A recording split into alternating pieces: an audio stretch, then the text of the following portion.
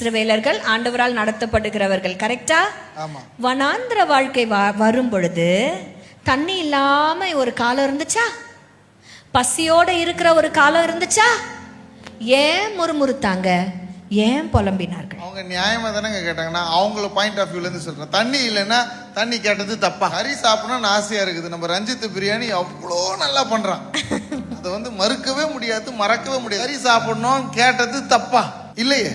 தண்ணி வேணும்னு கேட்டது தப்பா இல்லை? ஆனா வசனம் சொல்லுது, அவர்கள் என்னை பரீட்சை பார்த்தார்கள். கஷ்டமான ஒரு சூழ்நிலை வரும் பொழுது கர்த்தர் அவர்களோடு கூட மகிமையின் மேகமா நடந்து அற்புதங்களை செய்து கொண்டிருந்த கர்த்தர் நிச்சயம் எனக்கு தண்ணி கொடுப்பார் என்கின்ற அந்த தைரியமும் அந்த நம்பிக்கையும் இல்லாம போயிடுச்சு பாருங்களேன். ஆண்டவர் என்ன பசியோட கூட விட்டுற மாட்டார் அப்படிங்கிற நம்பிக்கை இல்ல. காலங்களுக்கு அப்பாற்பட்ட என் தேவன் என் காலத்தை மாற்றுவார் என்கிற நம்பிக்கை அவர்களுக்கு இல்லாமல் போனதுனாலதான் தேவனை அவர்கள் பரீட்சை பார்த்தார்கள். இன்றைக்கு நம்மளையும் அவங்களையும் கம்பேர் பண்ணிக்கோங்க. இன்றைக்கு ஒரு கஷ்டமான ஒரு சிச்சுவேஷன் வரும்பொழுது எப்படிங்க ஆண்டவர் உங்களை கைவிடுவாரு?